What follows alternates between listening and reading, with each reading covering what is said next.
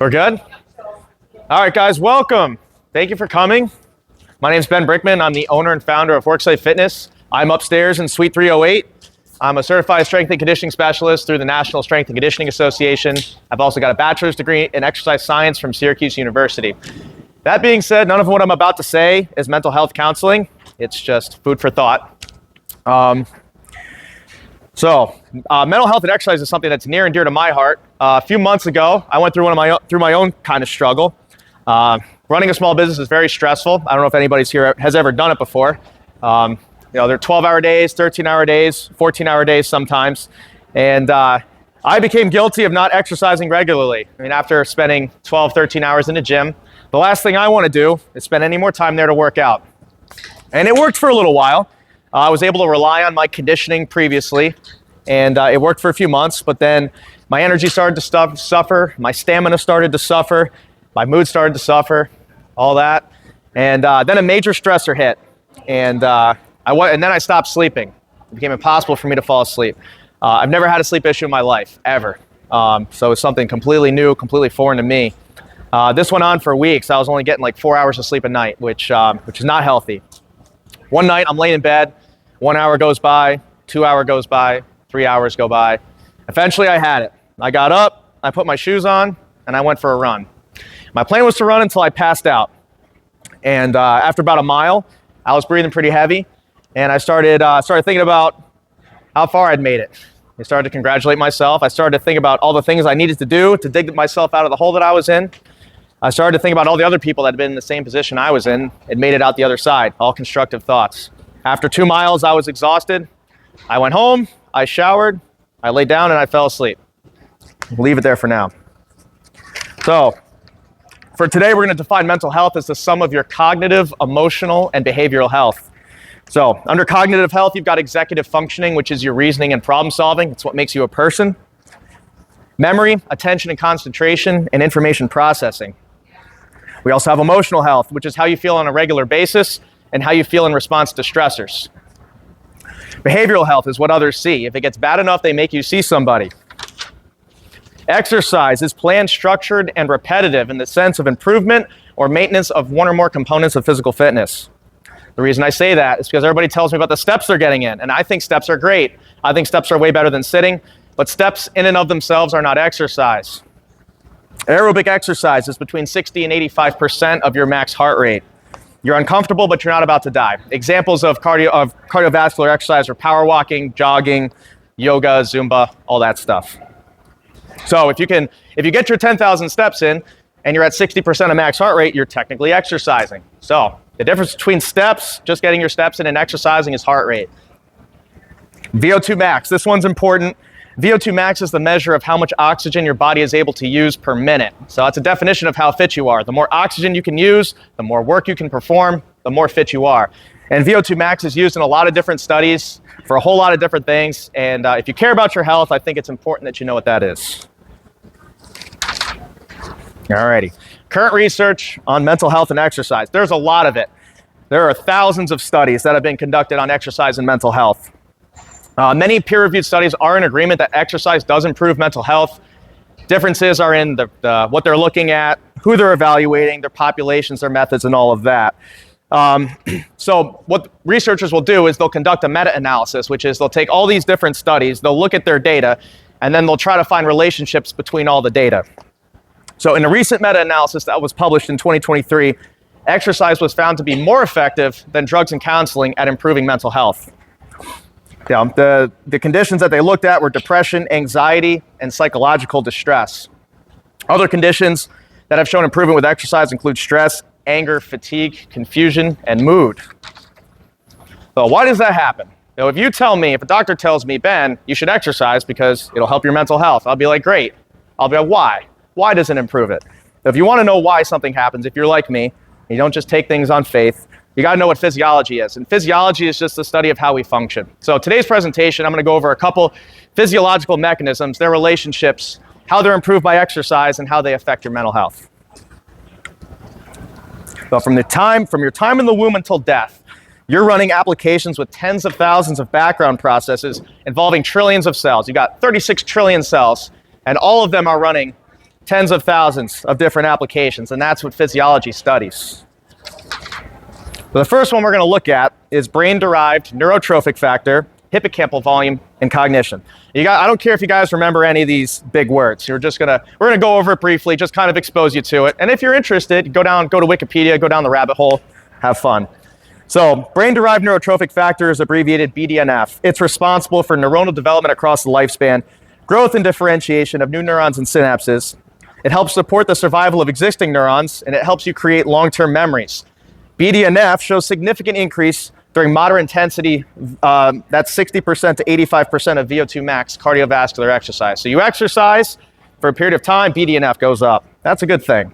How does this relate to hippocampal mass, and why do we care about hippocampal mass? We care a lot about the hippocampus because of its control over global cognition. The hippocampus is where it's a lot of what makes us human. Aging is characterized by a degradation of the neurons in the hippocampus, and it actually causes the volume of the hippocampus to shrink. It's the focus of many researchers because as we age, that's what happens. And so all the researchers looking into how to slow down the aging process, drugs, interventions, what we can do for that. They all study a lot of them are studying the hippocampus. Exercise has been shown to attenuate losses in the hippocampus. That means that in exercise studies where they have participants exercising, their hippocampal neurons degrade at a slower rate than the control participants. In some studies, they've actually found that the hippocampus increased in volume. So not only did they not lose hippocampal volume, they increased hippocampal volume in some of those studies. It's important to note that those results, in my opinion, this is my opinion, after reading 5 or 6 of them, the best results came in studies where they pushed their participants the hardest. A lot of these studies are done on the elderly, and it's kind of taboo to push the elderly above 60% of their VO2 max. But in studies where the participants did go above, as they approach 85% of VO2 max, that's where they found the best results. So how does this affect behavior? Because behavior is what we care about. We show up, we got to show up to work, we got to do our jobs, can't snap on anybody, we got to be good at our jobs. So we care about behavior. How does BDNF, hippocampal volume, and all that affect behavior? It has been observed that better cognitive performance of tasks is found among those with greater hippocampal volume. Makes sense. More neurons means your cognition is better. People with higher levels of baseline conditioning have been found to have higher levels of BDNF and greater hippocampal mass compared to less conditioned people. This leads us to our first takeaway of the day. This is the stuff I want you to take away from this. Better fitness now is equal to slower cognitive decline as we age. Also, in depressed populations who have undergone an exercise intervention, in the participants that did improve their depressive symptoms, the researchers hypothesized that the improvement in their depressive symptoms was caused by an improvement in their cognition, which kind of makes sense. If you're functioning mentally better, you're probably going to be less depressed. I think it makes sense. The researchers also hypothesized that it's very likely that these exercise's effects on cognition are bidirectional, meaning if you don't exercise, that puts you at a higher risk for cognitive decline and depression. This leads us to takeaway 2. If you're not feeling your best, exercise. If you are feeling good, exercise. If you're already exercising, continue to do so. The next physiological example we're going to look at is B-endorphin, the hypothalamic pituitary adrenal axis, and stress. So hypothalamic pituitary adrenal axis, that's HPA. All right, B-endorphin is a feel-good hormone that binds to opioid receptors located all over the body. Its primary function is to reduce stress and return your body to homeostasis after a stressor. Sedentary behavior and poor diet have both been shown to dysregulate B-endorphin.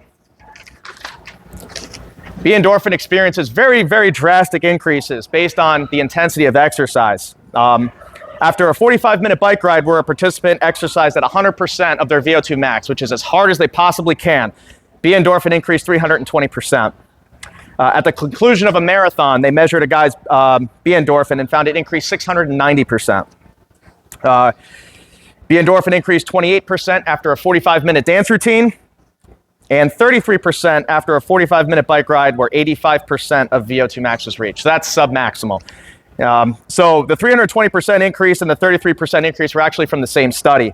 The difference between 85% of VO2 max and 100% of VO2 max is a 10 times increase in B-endorphin. 33% at 85% of VO2 max, 320% at 100% of VO2 max. So there's a lot of research out there saying you got to work hard. And this leads us to takeaway 3. You're rewarded for doing things that are good for you. I don't know if anybody's ever had a runner's high or an exercise high. It feels awesome. It's way better than, in my opinion, way better than any other high. I mean, I don't have a lot of experience, but way better, in my opinion, better than any other high out there. It's a high that makes you better. The resistance training and B-endorphin. I didn't find a lot of good studies on resistance training, which is a shame because resistance training is my favorite form of training. But I did find one, and they found a 225% increase in B-endorphin halfway through the study. And what these guys did is they picked 8 exercises, and they made the participants lift their 10 rep max load 10 times for 8 different exercises with a minute of rest in between. So they were effectively working as hard as they possibly could for about 45 minutes. Halfway through that, they saw a 225% increase in B-endorphin, so it's about 25 to 30 minutes into the routine. So you don't have to work out for that long in order to see an increase in B-endorphin. Great news, because I don't like doing anything for longer than an hour. I'm not a marathon runner. No surprises there. All right, takeaway 4. For best results from exercise, work hard, and you don't have to work for that long. That's takeaway 4. Next, we're going to look at the HPA axis and how B-endorphin acts on it. We care about the HPA axis because it helps our body regulate its stress response, similar to B-endorphin. B-endorphin has been found to help regulate the HPA axis to bring the body back to equilibrium. And also in dysregulated, when somebody presents with a dysregulated HPA axis, they often have dysregulated B-endorphin as well. So in chronically stressed individuals, what they find is a dysregulated HPA axis, and they're generally less conditioned. In people that are well conditioned, they generally have lower HPA activation, lower stress, and they return to baseline faster after a stressor. This leads us to takeaway 5. Exercising regularly can help you be more resilient in the face of stressful events. Other disorders that can be caused by a dysregulated HPA axis include impeded fat breakdown, so it can cause you to accumulate fat, increased inflammation, and dysregulated endorphin levels. Other conditions that have been seen are chronic pain, insomnia, depression, suicide, or thoughts of suicide, eating disorders, neurodegenerative disorders, including Alzheimer's and dementia, and weight gain. So there was a really good study that was done on HPA axis activation, which I really liked. They evaluated the stress response to a public speaking task. So they had a group of participants present in front of a group of people, and these participants either did a 30% of VO2 max routine, 50% or a 70%. So those are differing intensity levels. And what they found was at the conclusion of the public speaking task, the people that exercised at 70% of VO2 max had a much lower HPA activation and a much faster return to baseline, showing they didn't get stressed as much and they returned to their baseline stress levels much faster, which is great. This leads us to takeaway 6. If you know you've got a big presentation or a major stressor coming up, do 30 minutes of a moderately intense or intense exercise beforehand. And takeaway 7, even one bout of exercise can benefit you. The study never said those individuals exercise chronically. I wish they said it had. I wish they took, just normal people that don't exercise ever. But even one bout of exercise can benefit you. You don't have to be a chronic exerciser. You don't have to be doing it every day. Anytime is the right time to start. Can anybody guess the conclusion of my story? What do you think I did after that run and being able to fall asleep? Anybody? Yeah, I kept exercising, and it's been much easier to sleep since, and I have not stopped exercising since. All right, I want to go over our takeaways one more time, and we'll take questions and call it. So takeaway 1, better fitness now is equal to slower cognitive decline as we age. Takeaway 2, if you're not feeling your best, exercise. If you are feeling good, exercise. If you're already exercising, continue to do so. Takeaway 3, you're rewarded by your body for doing things that are good for it. Takeaway 4, exercise benefits are intensity and time dependent. You've either got to work really hard for a short period of time or at a moderate intensity for a long period of time to get the best results. Takeaway 5, exercising regularly can help you be more resilient in the face of stressful events. Takeaway 6, if you've got a big presentation or a major stressor coming up, do 30 minutes of intense exercise beforehand. And takeaway 7, even one bout of exercise can benefit you. Our final takeaway of the day, regular exercise is a great addition to our mental health care continuum and will work synergistically with our current healthcare model so long as exercise is adopted safely and effectively. And this is it. Any questions? Do you clap? How do you know what your max is? There's a couple ways to do it. The easiest way is 220 minus your age. So 220 minus your age, that's your max heart rate. So if you want to work at 85% of that, you multiply that number by 0.85. And that's the number you want to hit. 220 minus your age. Two- That would be to hit 85% of your max heart rate. So your max heart rate is 220 minus your age. To go 85% of your max heart rate, you multiply that number by 0.85. Great question. Is there any benefit from just moderate exercise? Absolutely. Intense? Absolutely. You just got to do it for longer. So, I mean, well, it depends on how intense it is. First walk, but you're not going 85%. So if you're at 60% of your max heart, you're probably going to want to go probably about an hour and a half. And that's my best guess. Honestly, that research needs to be done. If it has been done, I haven't seen it, but it's going to be for a long time because the system that your body uses for that is designed to take you 200-300 miles. Yep. So, yeah. So if you want that to benefit you, you've got to do it for a really long time, and you got to do it every day. The benefits of the high intensity workout is that you can do it in a very short period of time, and the results last even into the next day. You're not going to see the results last into the next day if you're only doing the very low intensity exercise. What's a short intensity?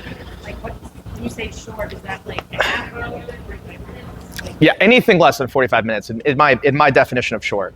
My HIIT classes are 20 minutes, and they're about as much as you can take, and they should be. You should be gassed. You should be exhausted after 20 minutes. But the idea is to be as efficient. Do you have any programs to get people started? Yes, we got Burst, which is a 5-minute, it's a free 5-minute class that you guys can do, and it does introduce you, baby step you into the fitness world and high intensity exercise. And something else that's important to know, high intensity is your high intensity. 90% of what you're able to do is not my 90%. So it's, I'm not there with a whip beating people to make them work out. I want you to enjoy what you do, because if you don't, you're not going to keep doing it. Any other questions? So in your handouts, if you ever do get to look, you can see all the other things that I could have talked about here in this graphic here. So I did endorphin and HPA axis. I don't even know if HPA axis, oh, it is. So these two. But these are all the different things that I could have talked about. And that's probably not even everything. So there's a lot in there.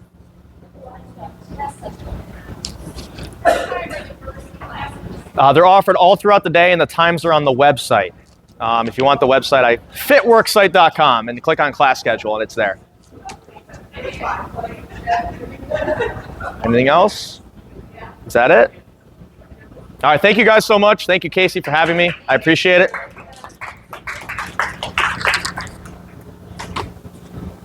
Awesome.